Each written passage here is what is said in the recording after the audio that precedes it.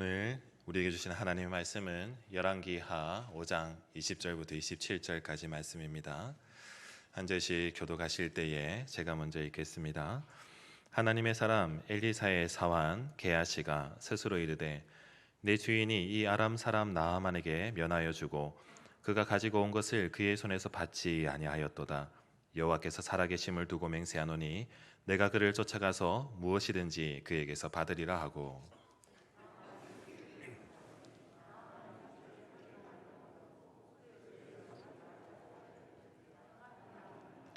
그가 이르되 평안하나이다. 우리 주인께서 나를 보내시며 말씀하시기를 지금 선지자의 제자 중에 두 청년이 에브라임 산지에서부터 내게로 왔으니 정하건대 당신은 그들에게 은 한 달란트와 옷 두 벌을 주라 하시더이다.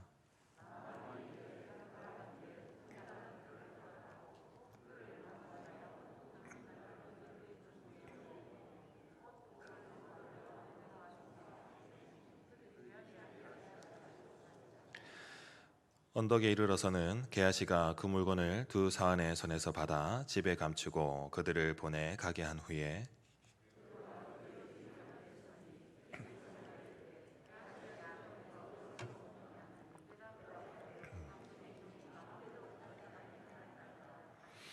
엘리사가 이르되 한 사람이 수레에서 내려 너를 맞이할 때에 내 마음이 함께 가지 아니하였느냐? 지금이 어찌 은을 받으며 옷을 받으며 감람원이나 포도원이나 양이나 소나 남종이나 여종을 받을 때이냐?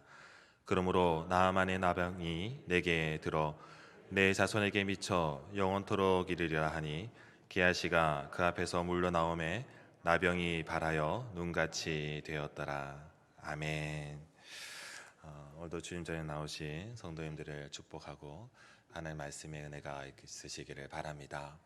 오늘 말씀만 본문만 읽어도 게하시에게 어떤 일이 있었고 그가 무엇을 했고 또 결국 그 벌로서 그가 나병을 얻게 된 것을 우리는 잘 알 수 있습니다. 그 상황을 그려볼 수가 있을 것 같습니다. 20절 말씀 서두에 보면은 하나님의 사람 엘리사의 사환 게하시라는 말이 나오죠. 하나님의 사환이라는 말이 나옵니다. 하나님의 사람이라는 말은 이 구약 성경에서 선지자를 뜻하는 지칭하는 말이거든요. 특별히 하나님의 말씀을 받아서 말씀을 전할 때에 그때 선지자들의 역할 속에서 하나님의 사람이라고 표현되는 경우가 많았습니다. 사람이라는 단어 자체는 특별할 것이 없잖아요. 그런데 하나님의 사람이라고 지칭이 되면 그 목적이 달라지고 그의 소속과 정체성이 달라지는 것입니다. 우리가 잘 아는 모세에게도 이 말이 처음 사용되었을 때는 신명기 33장에 그가 이스라엘 백성들을 향하여서 마지막 축복을 남길 때에 이 하나님의 사람이 사용되었거든요. 이를 통해서 우리는 하나님의 사람이 말씀을 전할 때에 그 전하는 말씀이 하나님께로부터 말미암았음을, 그리고 모세가 축복하는 이 축복도 하나님께로부터 말미암았음을 우리는 알게 됩니다. 그리고 그로부터 우리가 더 알게 되는 것은 하나님의 사람이 일하는 것은 하나님의 특별한 말씀이 대언될 때에 그 이름에 사용된다는 것도 우리가 알게 되는 것이죠. 당시 동시대에 그런데 하나님의 사람이라 부름받는 사람들이 많지가 않았거든요. 그 이유는 뭐냐면 하나님의 말씀이 아무나 통해서 선포되지가 않는다는 겁니다. 그만큼 귀중하고 소중한 말씀이 되는 것이죠. 이 역할을 아무나에게 주지 않았습니다. 때로는 하나님의 사람들은 하나님과 이스라엘 백성 사이에서 중재자가 되기도 했습니다. 이런 역할 때문에 하나님의 사람들, 선지자들은 이 땅에 오신 예수 그리스도에 대한 예표가 되기도 하는 것입니다. 그리고 신약 성경에 이르면 마침내 성도가 된 그리스도인들을 향하여서 하나님의 사람이라고 지칭하게 되는 것입니다. 그러므로 이 시대를 사는 저와 여러분, 우리 모두에게 하나님의 사람이라는 정체성이 다시 한번 회복되어야 되는 것입니다. 하나님의 사람으로 사는 저와 여러분을 향해서 디모데서 말씀에서는 우리가 무엇을 피해야 되고 또 무엇을 취해야 되는지 이렇게 말씀하고 있습니다. 디모데전서 6장 10절에서 12절 말씀 같이 한 목소리로 읽겠습니다.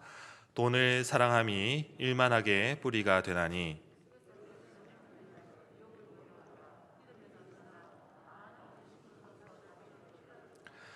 오직 너 하나님의 사람아 이것들을 피하고 의와 경건과 믿음과 사랑과 인내와 온유를 따르며 믿음의 선한 싸움을 싸우라. 영생을 취하라.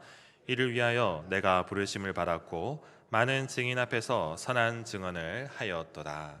하나님의 사람인 그리스도인들 성도를 향하여서 주어진 이 말씀 안에서 하나님의 사람이 피해야 할 것 중에서 이 돈의 문제가 있는 것을 보게 됩니다. 특히 돈을 사랑하면 안 된다. 그것을 피하라고 말씀하고 있죠. 그리고 또한 하나님이 취해야 될 것 안에 그 목적 안에는 하나님이 주시는 생명, 영생의 문제가 있음을 우리에게 가르쳐 주고 있습니다.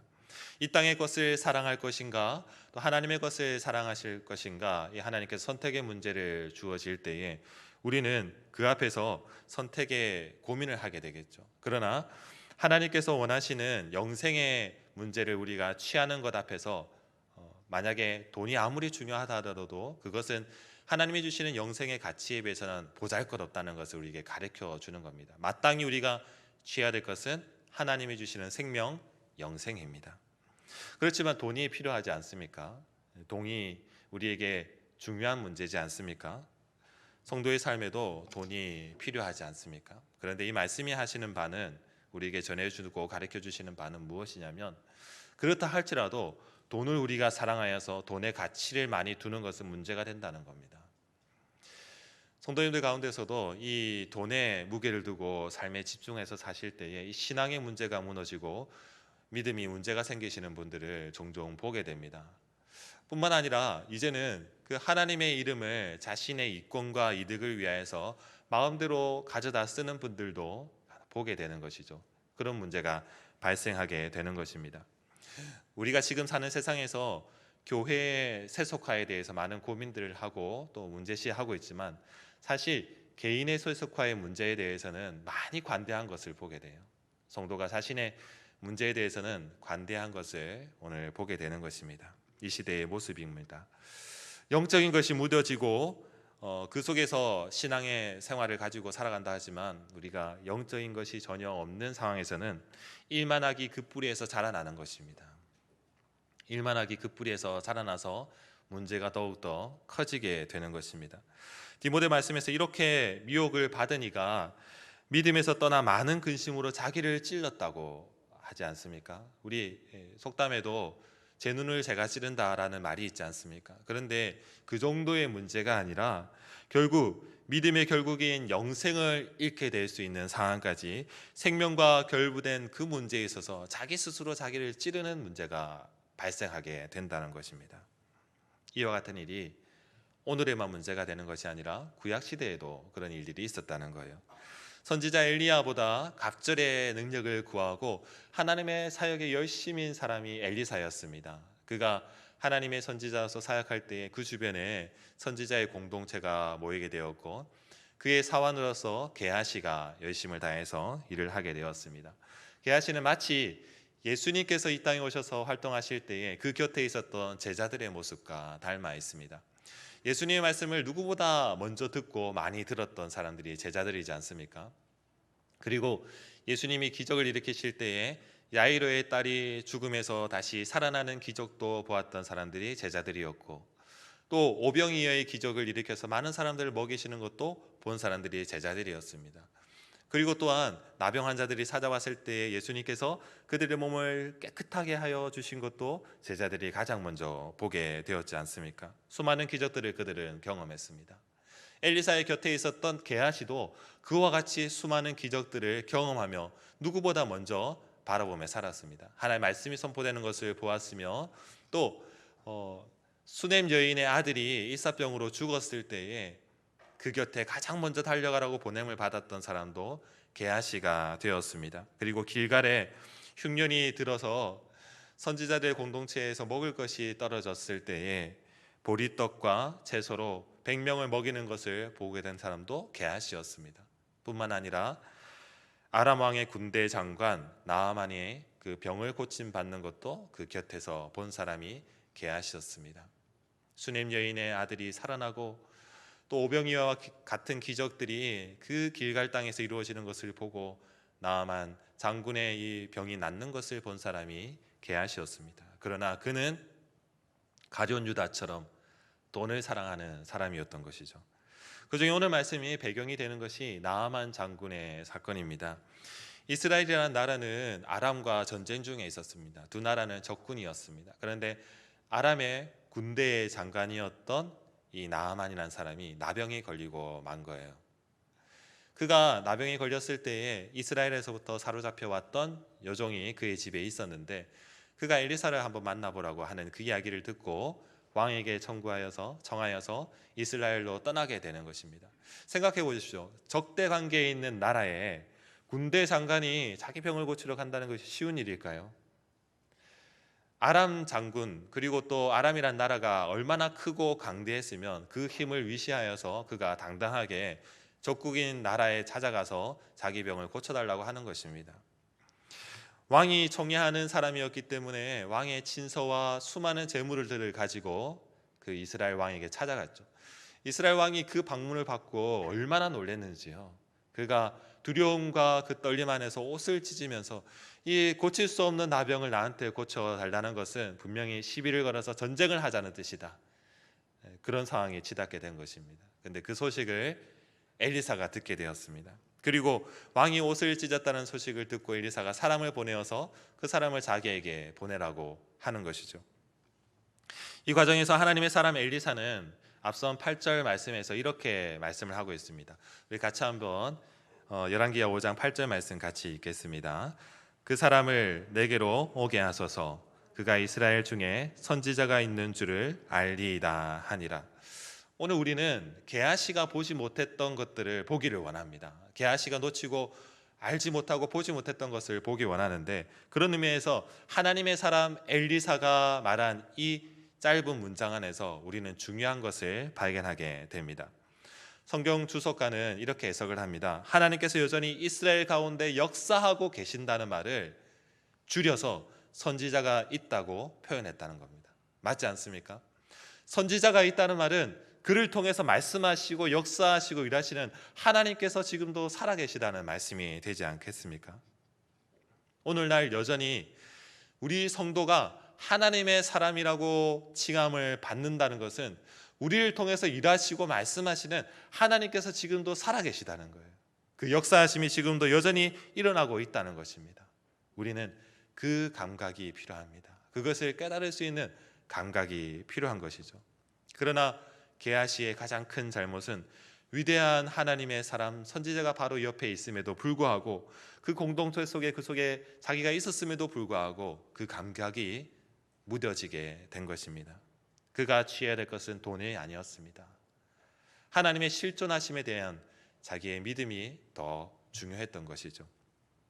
사랑하는 성도 여러분, 하나님의 실존하심을 우리는 어떻게 알 수 있을까요? 예수님께서 나타내신 기적을 우리가 보아야 될까요? 아니면 엘리사와 같은 선지자가 지금도 일어나서 나타내는 기적이 우리에게 필요합니까? 아니, 성도님들에게 물어보면 지금도 기적이 일어날까요? 여러분 어떻게 생각하십니까? 엘리사가 나아만에게 사람이 가까이 오기도 전에 사람을 보내서 이렇게 이야기하지 않습니까? 요단강에 가서 7번 몸을 씻으라. 그때 나아만이 분노합니다. 내가 누군데? 감히 내가 누군데라는 생각이 들었지 않겠습니까? 그래서 불같이 화를 내면서 돌이켜서 그 길을 떠나가는데, 그 옆에 있었던 종들이 이렇게 이야기를 하는 거예요. 고작 물에 몸 7번 담그는 것이 어려운 일은 아니지 않습니까? 그 이야기를 듣고 나아만 장군이 꾸역꾸역 요단강에서 몸을 7번 씻었더니 몸이 낫게 되었어요. 우리에게 나아만 같은 기적이 일어나지 않는 것이 우리 주변에 이와 같이 조언하는 사람이 없어서입니까? 아니면 하나님의 작은 말씀을 하찮게 여겨서입니까? 그럴 수도 있겠습니다. 그런데 지금도 기적은 일어나는 것이죠.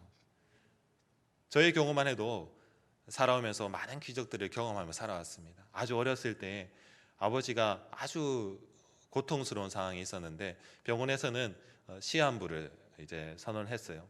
원인도 잘 모릅니다. 제가 어린 마음에 그 고통이 얼마나 컸는지 잘 알 수도 없어요. 근데 누워서 신음하시면서 하나는 저한테, 그 어린 저에게 이렇게 얘기하시는 거예요. 하나님께 살려달라고 좀 기도하라고. 제가 그 마음이 감동되어서 그 자리에서 엎드려서 눈물을 흘리면서 하나님, 우리 아버지 살려달라고 기도했습니다. 어떻게 되었을까요? 지금도 저희 아버지 정정하게 살아계시거든요.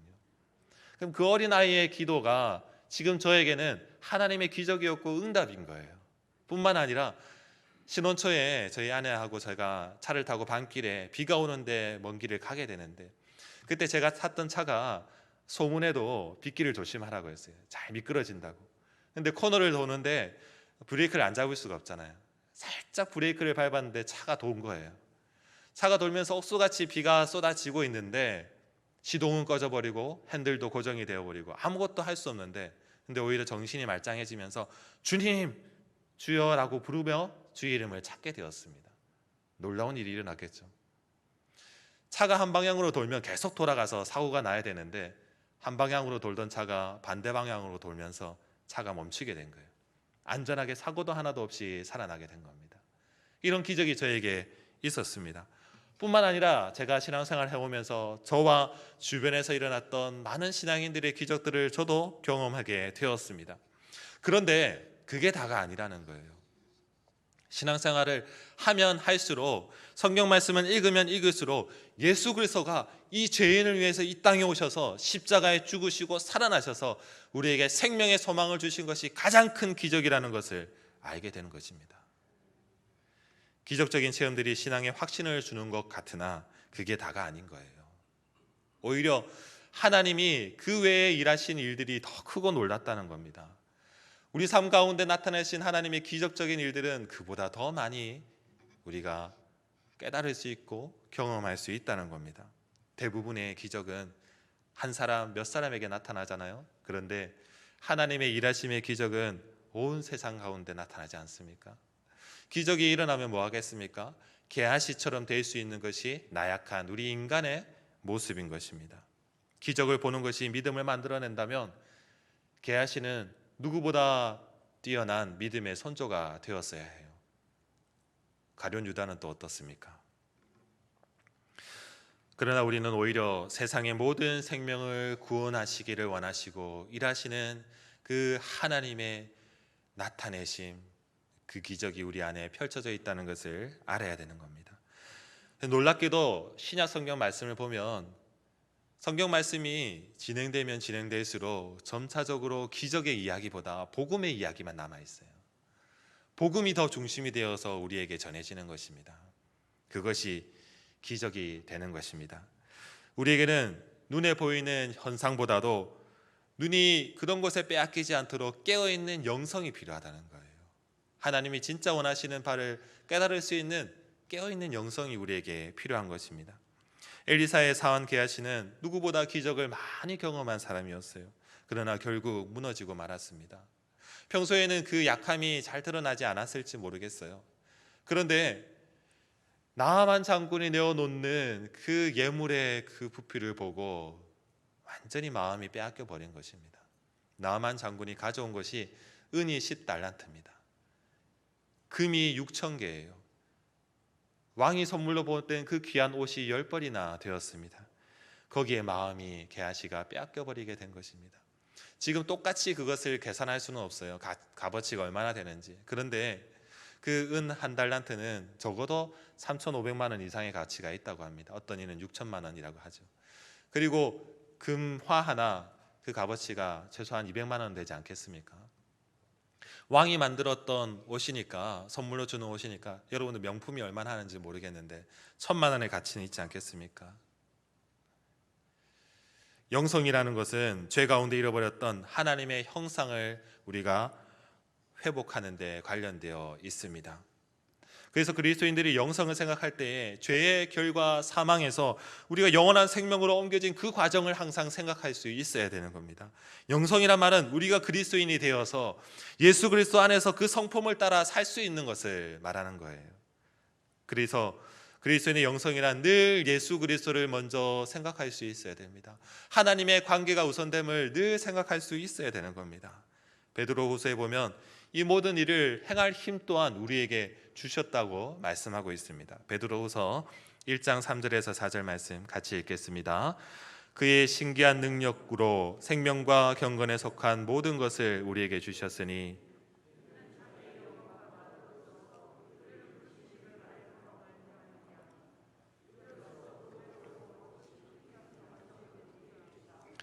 이 약속으로 말미암아 너희가 정욕 때문에 세상에서 썩어질 것을 피하여 신성한 성품에 참여하는 자가 되게 하려 하셨느니라. 성도에게 영성이 필요한 것은 기적조차 도구로 삼으시는 그 능력의 하나님께서 생명과 경건에 속한 모든 것을 우리에게 주시기를 원하며 베풀으신 은혜가 거기 있기 때문입니다. 생명과 경건에 속한 모든 것을 주시는 하나님, 생명과 경건에 속한 모든 것을 주시는 하나님, 그러므로 4절에서 우리가 정욕 때문에 세상에서 썩어질 것을 피할 수 있다고 하시는 거예요. 오늘 우리 모두에게 깨어있는 영성이 필요한 것은 우리가 세상에서 썩어질 것을 피하여 생명과 경건에 속한 모든 것을 취하기 위함입니다. 그러나 게하시는 그렇지 못했죠. 죽은 영성이 결국 어떤 결말을 이끌게 되었습니까?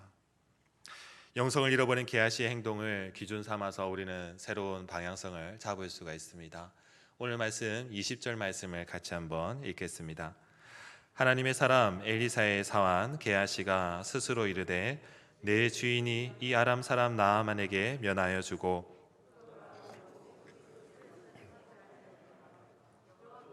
살아계심을 두고 맹세하노니 내가 그를 쫓아가서 무엇이든지 그에게서 받으리라 하고 게하시가 스스로 이르고 있습니다. 그리고 여호와의 살아계심을 두고 맹세한다고 말을 하고 있죠. 그의 평소 습관이 이렇게 급히 말을 뱉어낸다는 것을 우리는 알 수 있는 거예요. 순간적인 생각입니다. 순간적인 판단이에요. 스스로 그것을 생각하고 결론을 내린 것입니다. 근데 그 결론을 그리고 이제 그 목적을 위해서 달려갈 때 하나님의 이름까지 들어서 사용하는, 하나님의 이름으로 맹세한다는 것이 얼마나 큰 잘못입니까? 얼마나 평소에 습관처럼 이 이야기를 사용했으면 이렇게 위급한 순간에, 급박한 순간에 이런 결론을 내려버리게 되었을까요?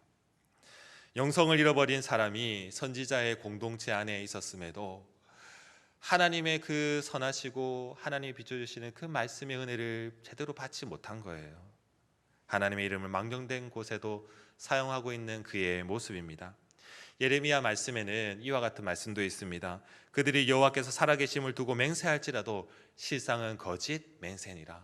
이와 같은 일들이 이스라엘 백성들 가운데서도 일어나고 있었다는 거예요. 죽어버린 영성은 언제나 살아계신 하나님을 향하여서 더 큰 죄를 일으키게 하는 것입니다. 하나님과의 올바른 관계, 그리고 우리 안에 있는 예수 그리스도의 성품으로 그 영성은 옳은 방향성을 찾아가게 우리를 이끌어줍니다. 그리고 선한 행실로 우리가 이 세상 가운데 행할 수 있도록 인도하여 주는 것이죠. 하나님과의 관계를 늘 생각하고 그리스도 안에서 그 성품의 본받기로 살아간다면 그 영성은 언제나 하나님 중심의 생각을 할 수밖에 없는 거예요. 느헤미야 선지자가 이 일에 대해서 아주 큰 모범이 되어지고 있습니다. 어느 날 예루살렘 성전이 그리고 그의 백성들이 당하였던 큰 환난에 대한 이야기가 느헤미야에게 전해졌습니다. 그가 마음이 너무나 괴로워서 근심하며 금식하고 하나님 앞에 기도할 때에 얼마나 수심이 가득했는지 왕 앞에 섰던 그의 얼굴에 수심이 가득한 것을 보게 된 거예요. 그리고 왕이 그것을 물으면서 무엇을 해하여 주기를 원하느냐 물었지 않습니까? 일반적으로 우리 같으면, 저라면 이제 하나님의 응답이 다 되어졌구나 생각했을 거예요. 그래서 생각하지도 않고 답을 내려서 이것 해달라고, 이것을 해야 됩니다, 저것이 필요합니다 말할 것 같은데, 그때 느헤미야는 그렇지 않았어요. 그때에도 하나님의 뜻을 묻고 하나님 중심으로 돌아갔습니다. 그 말씀을 한번 보겠습니다. 느헤미야서 2장 4절 말씀입니다. 왕이 내게 이르시되 그러면 내가 무엇을 원하느냐 하시기로 내가 하늘의 하나님께 묵도하고 하늘의 하나님께 기도하고 묵도했다는 것이죠. 영성을 때로는 이 땅에서 사람들이 스스로 어떤 명상을 통해서 얻을 수 있는 것으로 생각하게 됩니다. 자신을 갈고 닦을 수 있는 그런 일들에 대해서, 내면을 돌아보는 일에 대해서 영성이란 말을 사용하게 되는 것이죠. 그런데 기독교의 영성은 그렇지 않습니다. 기독교의 영성은 모든 상황에서 하나님의 관계가 우선되며 하나님의 목적과 생각을 찾아내는 게 기독교의 영성이 되는 거예요. 그리고 우리의 모든 생각과 기준은 예수 그리스도로부터 말미암아야 되는 것입니다. 자신 안에 있는 신비로운 감정이나 어떤 느낌이 영성이 될 수가 없다는 거예요. 나는 사유한다, 그러므로 나는 존재한다고 말했던 데카르트, 그 이후에 사람이 생각하는 이 사유 안에서 인간 존재가 모든 것의 중심이라는 흐름들이 생겨나게 되었습니다. 근데 우리 기독교의 생각은 그와 다르다는 거예요. 하나님의 인식이 최우선이 되어야 되는 겁니다. 하나님 안에서 자신을 돌아봐야지 하나님의 인식이 최우선이 되는 성도가 되어야 된다는 겁니다.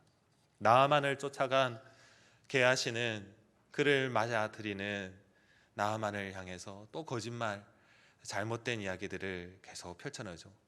거짓을 평안으로 말하게 됩니다. 그리고 엘리사가 보낸 것처럼 그 말을 지어내어서 에브라임 산지에서 제자들이 왔는데 그에게 쓸 것을 은 한 달란트를 달라고 이야기를 하는 것입니다. 나아만은 그렇지 않아도 엘리사가 행한 일들 때문에 마음에 무거움이 있었어요. 그래서 강권하여서 뭘 받으라고 했지만 엘리사가 받지 않았지 않습니까? 잘 되었다 싶어서 이제 나아만 장군은 그 게하시에게 은 2달란트를 주고 두부를 줍니다. 은 2달란트가 얼마나 큰지 오므리 왕이 이 사마리아 성을 사기 위해서 짓기 위해서 그 산을 샀을 때의 가격이 은 2달란트예요. 그러니 그 돈이 얼마나 큰 값어치가 있는지 우리가 알 수 있는 것입니다. 그런데 게하시는 이 일이 순탄하게 진행되는 것 안에서 아무런 죄책감도 발견하지 못한 거예요. 돌아와서 자신의 집안에서 이 돈을 숨겨놓고 당당하게 엘리사 앞에 갔습니다. 엘리사가 물어보게 되죠. 어디를 다녀왔느냐? 그런데 아무데도 가지 않았다고 또 거짓말을 하는 모습입니다. 죽어버린 영성은 죄에 대해서 무감각해지게 되는 것입니다. 스스로 자신을 속이게 되는 지경까지도 이르게 되는 것입니다. 자신의 일이 거짓으로 점점 포장되어 갈 때 우리는 우리의 영성이 무너지고 있음을 알아야 되는 거예요. 그러나 엘리사의 영성은 하나님과 늘 함께 있어서 하나님과 누구보다 가까이 있어서 그래서 게하시가 무슨 일을 했는지, 무슨 일들이 지금 일어나고 앞으로 어떤 상황들이 펼쳐지는지 성령의 가르침을 받고 있었다는 거예요. 26절 말씀을 함께 읽어보겠습니다. 엘리사가 이르되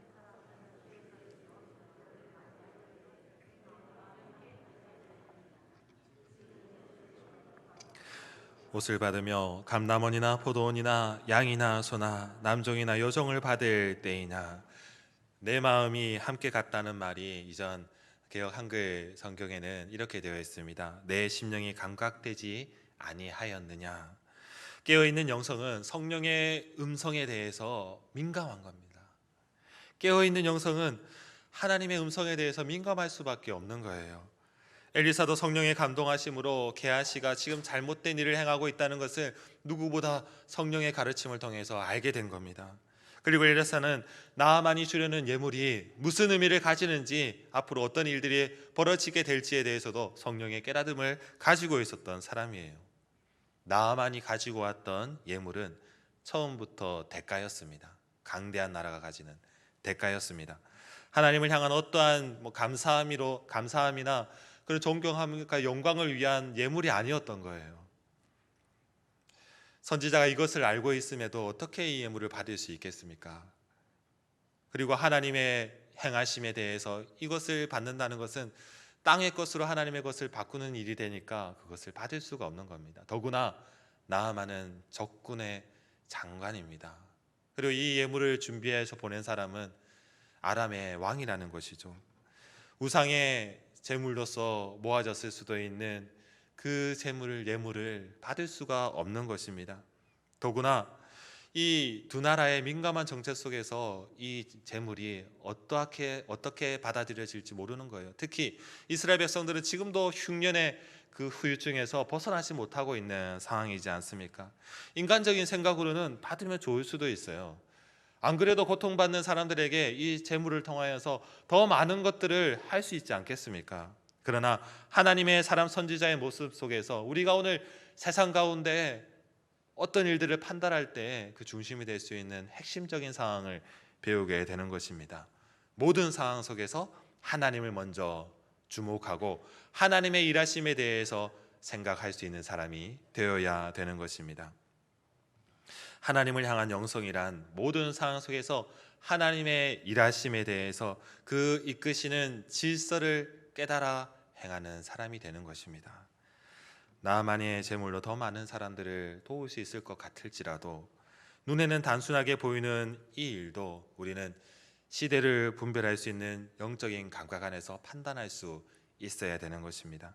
엘리사에게는 그것이 있었고 게하시에게는 그것이 없었습니다. 시대를 분별한다는 것이 어떻게 거창하게 보일 수도 있겠지만은 쉽게 생각하면 하나님께서 일하심을 주목하는 것입니다. 하나님의 일하심을 주목하면 우리 안에도 일하시는 하나님을 우리는 발견하게 되는 거예요. 선택이 어려울 때 하나님을 주목하시게 되기를 바랍니다. 환난의 때가 아무리 우리를 괴롭힌다 할지라도, 우리를 낙담하게 하는 어려운 일들이 또 기다림이 우리에게 주어진다 할지라도 우리는 하나님의 일하심을 통하여서 영적인 감각을 가지고 있으면 모든 일들을 담담하게 이겨낼 수 있게 되는 것입니다. 그럼 선택의 문제가 쉬울 때는 어떻게 합니까? 느헤미야를 통해서 우리는 배웠지 않습니까? 그때에도 하나님을 주목하고 하나님의 뜻을 먼저 바라야 되는 겁니다. 잠시 기도하였던, 묵도하였던 느헤미야의 이 일이 작은 일 같습니까? 이 일을 통하여서 예루살렘 성전이 재건되는 놀라운 일들이 일어나게 된 거예요. 이후에 6장에서는 나아만 장군이 돌아간 이후에 그 빚이 청산된 이후에 아람 군대가 다시 이스라엘을 향하여서 칼을 드는 것을 보게 됩니다. 두 나라가 전쟁을 하게 되고요.